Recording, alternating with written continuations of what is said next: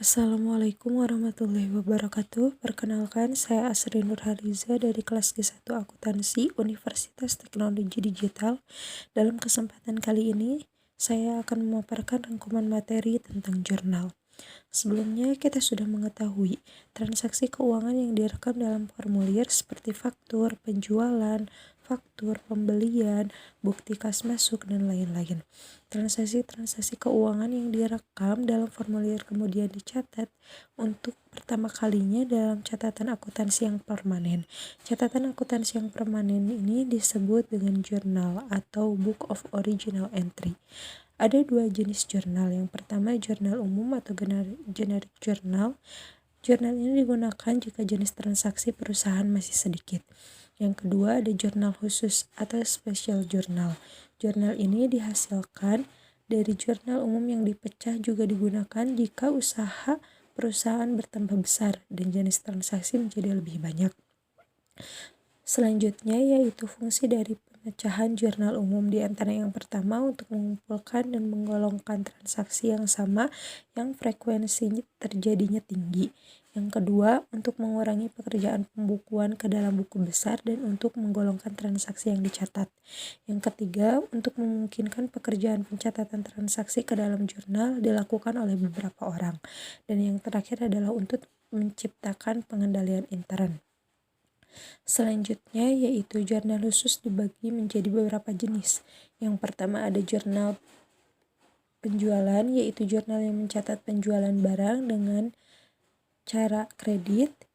Yang kedua, jurnal pembelian, yaitu jurnal yang mencatat pembelian barang dagangan dengan cara kredit. Yang ketiga yaitu jurnal penerimaan kas, yaitu pencatatan transaksi yang termasuk penjualan barang dagangan dengan cara tunai. Yang keempat, jurnal pengeluaran kas, yaitu pencatatan transaksi yang termasuk pembelian barang dagangan dengan cara tunai. Dan yang terakhir adalah jurnal umum atau memorial.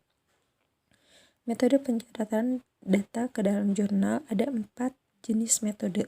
Yang pertama yaitu metode pencatatan dalam data dalam jurnal. Seperti yang terdapat dalam diagram, metode pencatatan data dalam jurnal dengan tanah itu dikumpulkan terlebih dahulu dokumen sumbernya, lalu kemudian di jurnal. Setelah selesai, baru kemudian diposting ke dalam buku besar.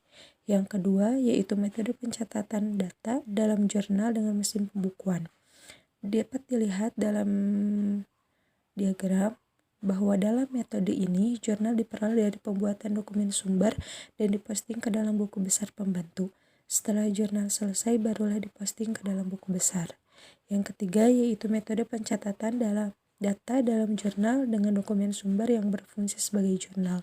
Dalam metode ini, dari dokumen sumber lalu kemudian arsip dokumen sumber ini secara kronologis berfungsi sebagai jurnal, baru secara periodik membuat rekap dokumen sumber, dan hasil rekapan dokumen sumber ini nantinya akan diposting ke dalam buku besar. Dan yang terakhir adalah dokumen sumber dimasukkan ke dalam komputer. Dalam diagram yang telah disediakan, ini mencantumkan proses pemasukan data sumber atau dokumen sumber yang dimasukkan ke dalam komputer.